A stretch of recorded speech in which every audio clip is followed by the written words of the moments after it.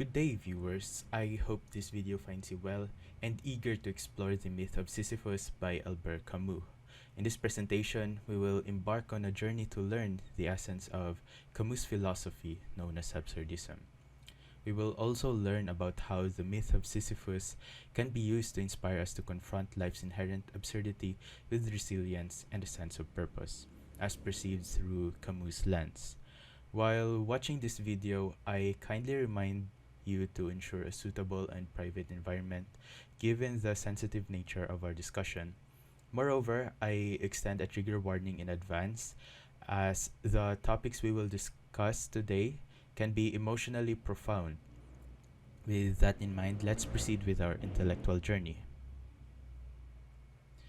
Before we explore his writing, let's meet the author, Albert Camus. Albert Camus was born on November 7, 1913 and died on January 4, 1960 in a car accident with his friend and publisher Michel Gallimard. He was only around 46 years old at the time. He is known for writing The Plague, The Stranger, and The Myth of Sisyphus, the title we're going to discuss today.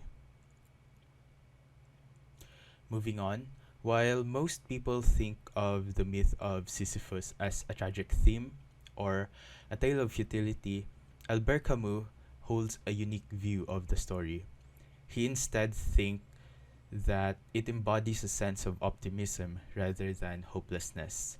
From his words, one must imagine Sisyphus happy. During his early years, he was part of the communist parties, the French Communist Party and the Algerian Communist Party to be exact. But he openly opposes it later on, particularly because he rejected the idea that the ends could justify the means. He rejected the violence that communism deemed justifiable. Moving on, we will now talk about the first chapter of the first part of the myth of Sisyphus, absurdity and suicide. To start with, we're going to define the absurd as Camus describes it. The absurd is the uncomfortable feeling when our inherent desire to find meaning in life clashes with the universe's meaninglessness. We can feel this when, for example, we try to find our purpose in life, only to be met with more questions or a sense of pointlessness because of the uncertainty of actually finding answers. In this section, Camus dabbled about suicide and why people considers it an option when met with life's frivolities. In his words, there is but one truly serious philosophical problem, and that is suicide. Camus considers suicide and life's meaning as the paramount question to ask because it can encourage individuals to think or ask questions about whether life is worth living or not. In addition, Camus mentioned two methods in answering the question of suicide. First is the la police, which could be a symbol referring to evidence since he is a figure that is associated with comical truism. One such truism are the words, "If he wasn't dead, he would still be alive." Second is the method of Don Quixote, which is likely to refer to lyricism since he is a fictional character who fights imaginary monsters. For Camus, the act of suicide is an acknowledgement that life is meaningless or that it is too overwhelming. We inherently live with the idea that we have purpose in life. When we realize that we live in accordance to a habit, we feel that we are being stripped away of true will. This leads us to feel the futility of finding our purpose because of the uncertainty of encountering answers. With this, some might ask why we should bother with life under these circumstances. This in turn convinces them that it is not worth the suffering to live further. They commit suicide knowing that the habit of living is meaningless. Camus also mentioned that those who realize the meaninglessness of life feels like they are alien in this world. This sense of alienation, which is considered as the feeling of absurdity, is connected with the longing for death as per Camus. Camus noted that there are only two possible ways in dealing with the absurd. First is suicide or to give up living, and second is to continue living. However, on a positive note, it is implied that Camus explores a third option, and that is to embrace the absurd and continue to live life to the fullest despite the feeling of weariness. This will be discussed later on by how Camus describes the predicament of Sisyphus with an optimistic tone. Knowing that pursuing life's meaning or finding our purpose in life can be a futile quest, why do some people choose to live further? What keeps us from choosing suicide as an option in responding to life's absurdities? For this question, Camus thinks that we still have some attachment to life that is much stronger than the longing for death. We also employ the act of eluding. One of the ways in which we present this action is through hope. To cope with life's inherent absurdities, we find solace in the belief of an afterlife, or by nurturing the optimism that a brighter future awaits, where we can discover the true meaning of existence. These are the embodiment of the hope we cling upon. And now we move into the second chapter, part 1, Absurd Wall. Feelings, according to Camus, can influence our worldview. For example, when you see the world as something bad, you will be convinced that it is bad. When you hold a good feeling about the universe, you will be convinced that it is good. Although feelings can be difficult to examine, we can still describe such feeling as the absurd by its effect on us. Camus determined moments in which the feeling of absurdity could emerge in a person. These are as follows. When people realize that they have been living based on a set of pattern or habits, the question of why arises. After this, they will realize that they are being confronted by absurdism. This will only lead to two outcomes: to commit suicide or to recover back into life. Another situation where absurdism emerges is the realization that the promise of tomorrow feels like an enemy as we grow old. We cling to the idea that tomorrow will come and it will be a better day than today. However, as we march with time, we find ourselves approaching an inevitable death. By then, we feel a sense of horror when thinking about tomorrow. While one part of us craves and enjoys the idea of tomorrow, the other part realizes that tomorrow is an enemy. This is an absurdity which is referred to by Camus as a revolt of the flesh. Moreover, absurdity may manifest itself when the world feels foreign to us. Objects such as a stone and the beauty of hills and skies may start to feel alien. Death is truly a mystery for us. We live life as if reaching our ultimate demise would not come. However, absurdism may strike us when we see a dead body, realizing that pursuing life's meaning could be pointless in the face of our inevitable end.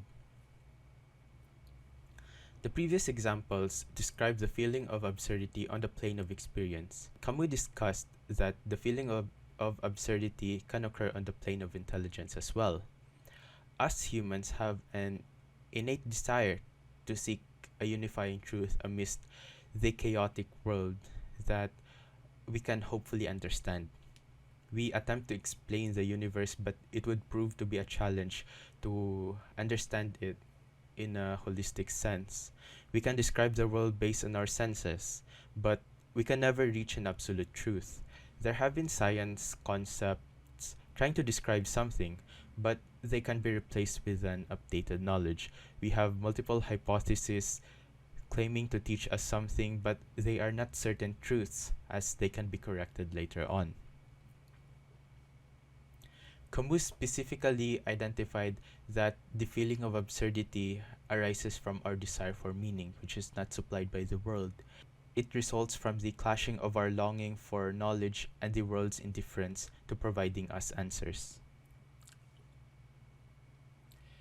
Camus recognized several philosophers who delve into the concept of the absurd.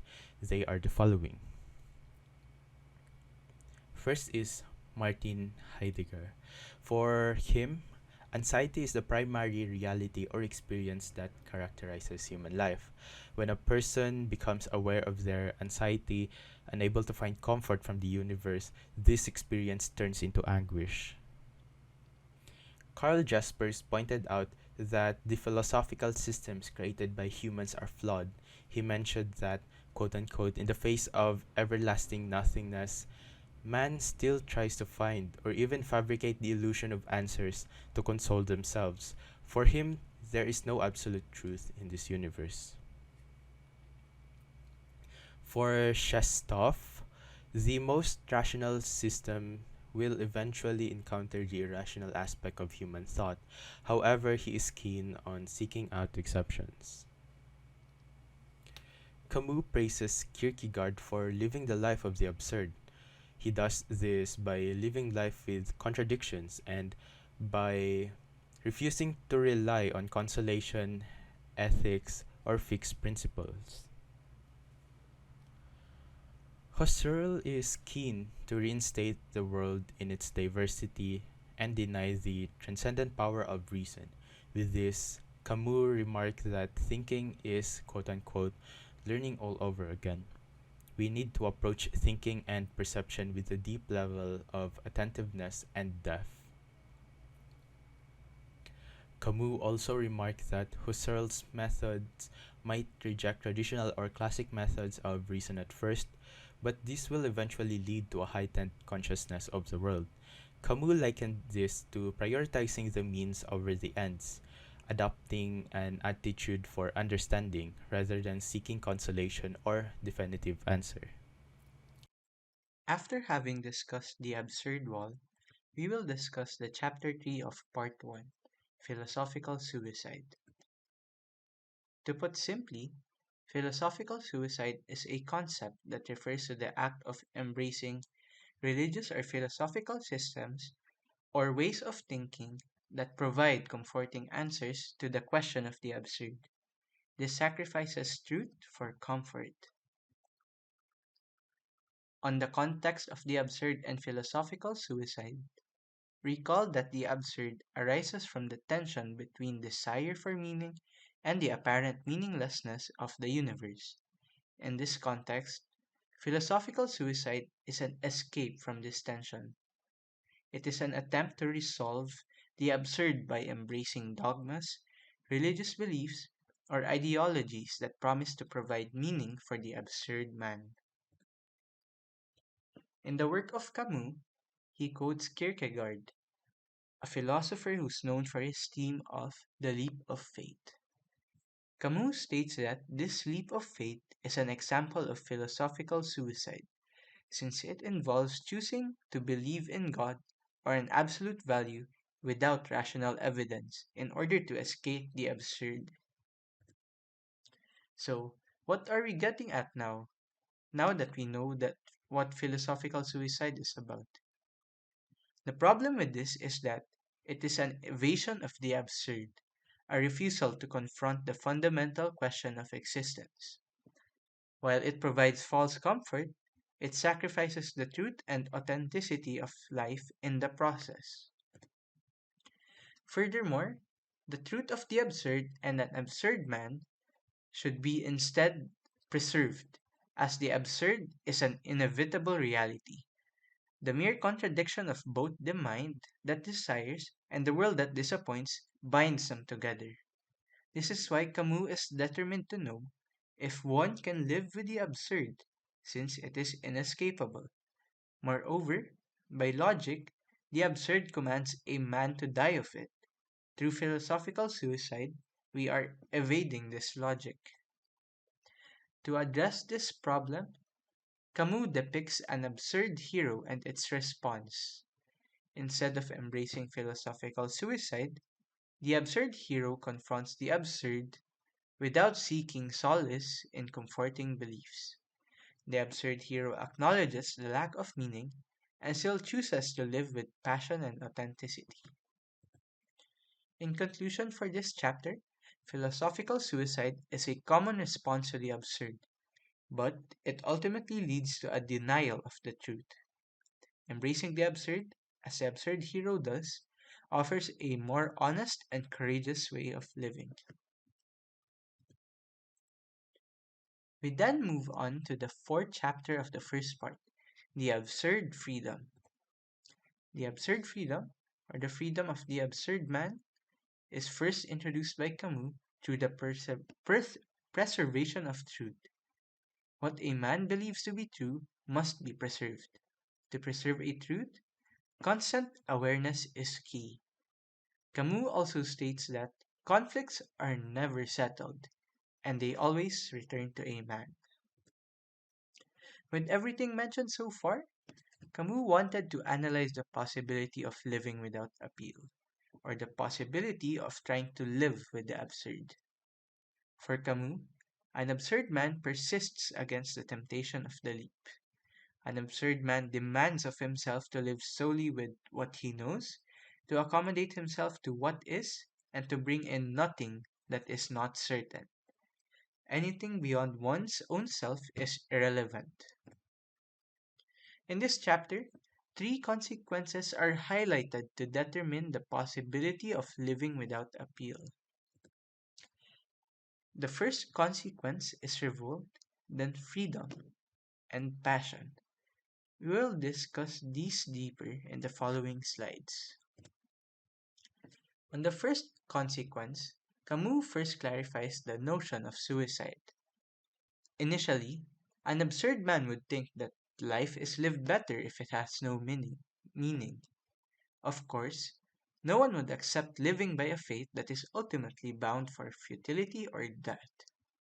However, the absurd in one's fate can be brought to light through consciousness. Camus states that by negating the opposition in one's life, we are escaping it. To prevent this notion of suicide, Camus brings up the theme of permanent revolution. While living means keeping the absurd alive, it also equates to contemplating the absurd. It is important to note that the absurd is a constant confrontation between man and his own obscurity, an insistence upon impossible transparency. So, why should we exactly revolt? I would like to quote this analogy from Camus. First scenario: when a man experiences danger, it provides a man an opportunity for seeking awareness, as if, what can he do about this instance of danger? This goes for the second scenario as well. In metaphysical revolt, we extend awareness to the whole of our experience of the absurd. We get enlightened about the absurd through revolt. This consciousness plays a big part in living by and with the absurd. Simply put, a revolt gives a man's life value. Another important note to point out is that the absurd experience is remote from suicide. For one to stay alive, the absurd cannot be settled. Suicide does not follow the logical outcome of revolt, which is enlightenment or happiness. The opposite of suicide is a man condemned to death, which is beyond our control.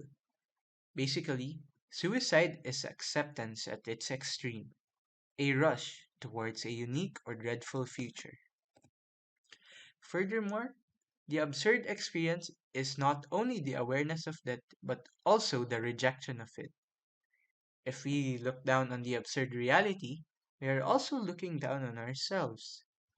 Consciousness and revolt are contradictory to an ethics of renunciation. Simply put, the absurd is a man's extreme tension maintained by constant solitary effort. We then move on to the second consequence of living by the absurd, which is freedom. which sounds contradictory and listening to the absurd. The first main point is that an absurd man realizes that he is not really free. Camus points out that freedom beyond one's own self is contradictory. Once a man aims towards a purpose that he wants to be achieved, he becomes a slave to his own liberty.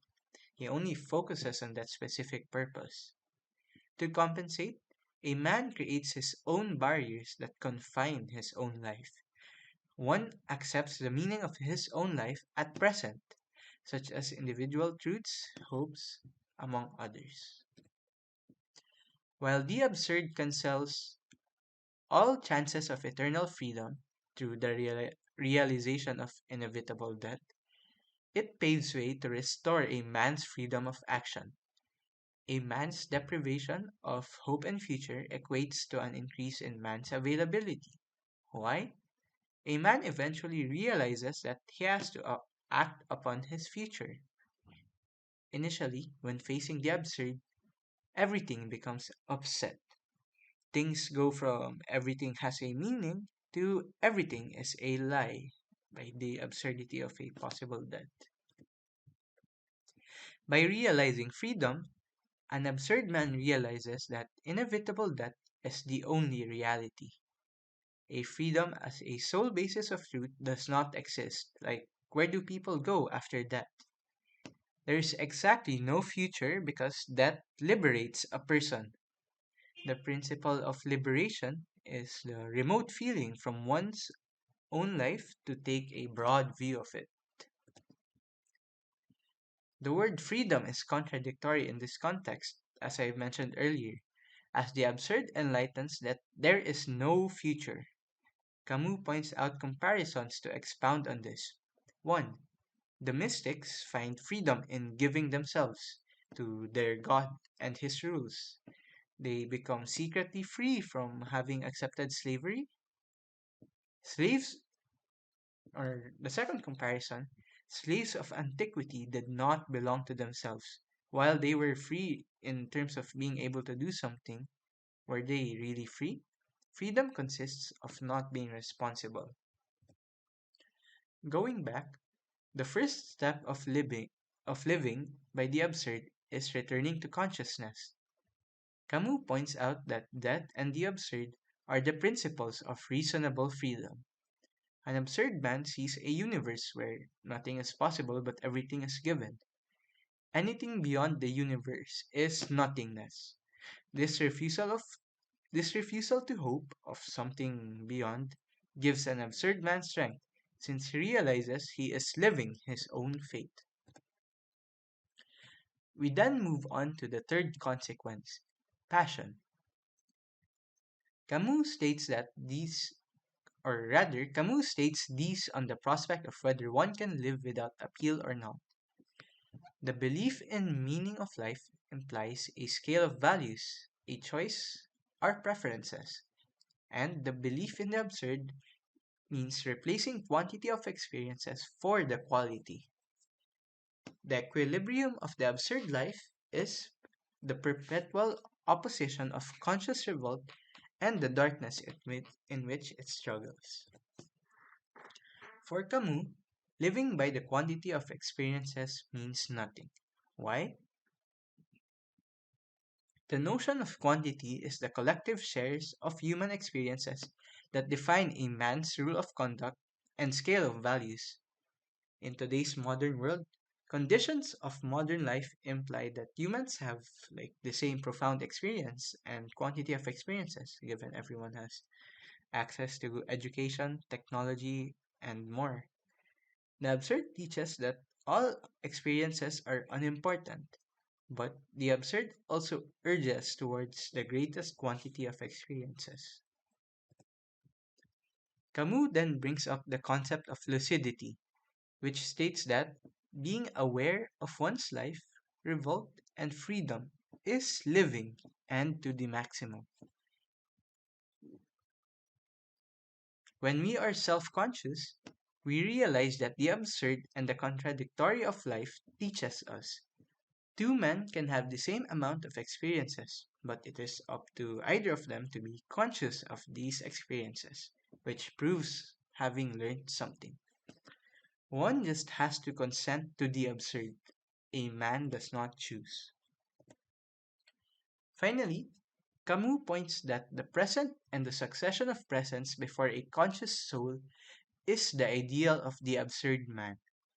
This is the third consequence of an absurd man's reasoning, the contradiction of the word ideal in the connection stated above.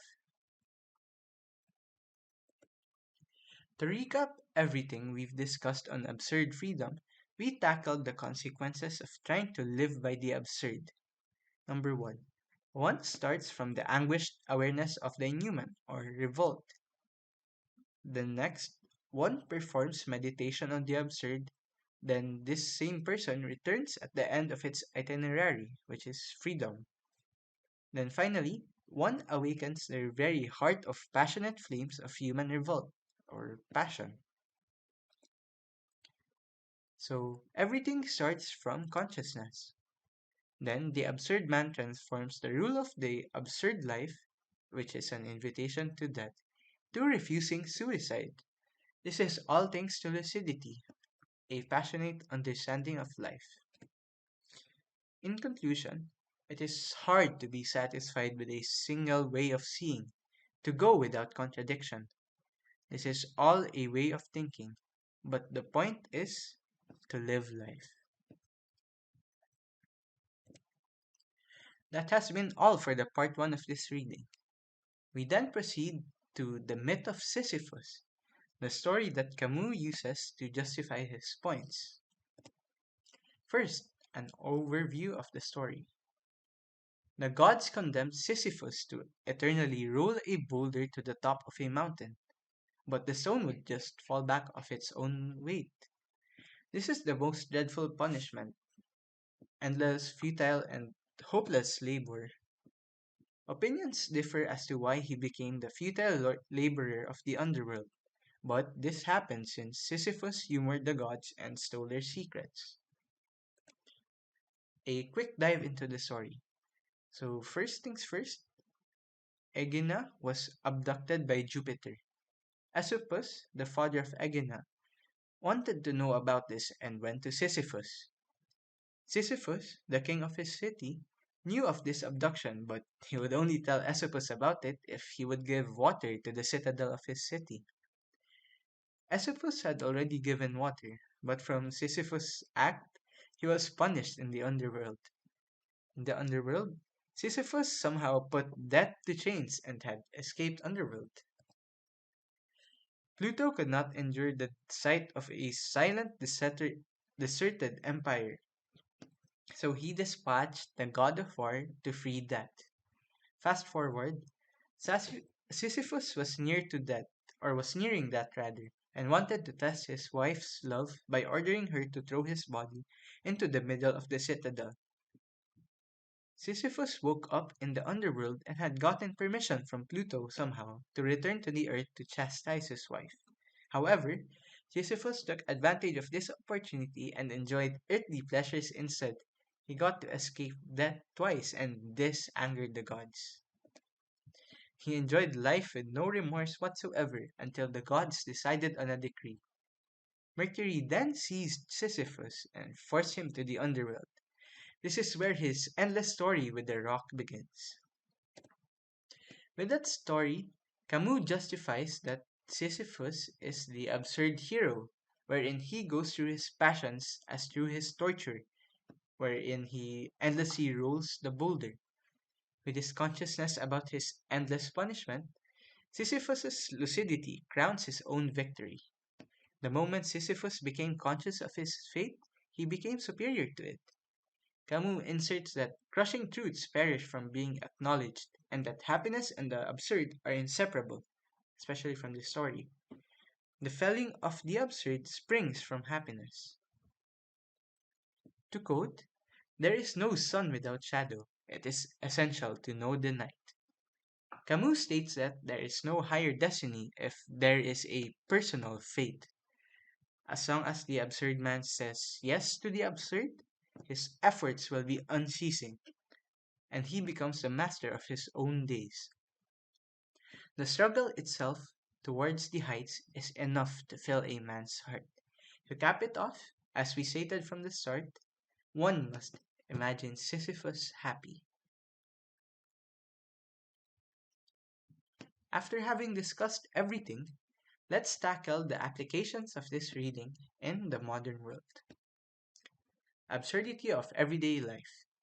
We often find ourselves following a repetitive pattern in our daily lives. As students, we sleep, eat, go to school, study, and the cycle repeats every day. At some point, we may even question if we are on the right path because of the uncertainty of the future, especially in the context of our career. Some may even think about dropping out. In this sense, dropping out is analogous to the suicide Camus talked about.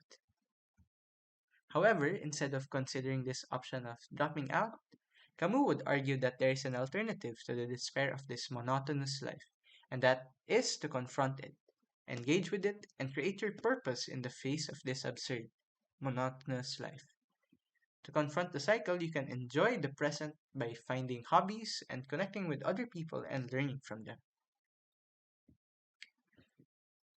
Absurdism in popular culture from the movie Everything Everywhere All at Once. In the movie, Evelyn, the main character, finds herself trapped in a timeline where she feels perpetual dissatisfaction because of all the things she could have been. Instead of being a successful singer, for example, she is stuck with a useless husband, an angry daughter, and a father who disapproves of her marriage.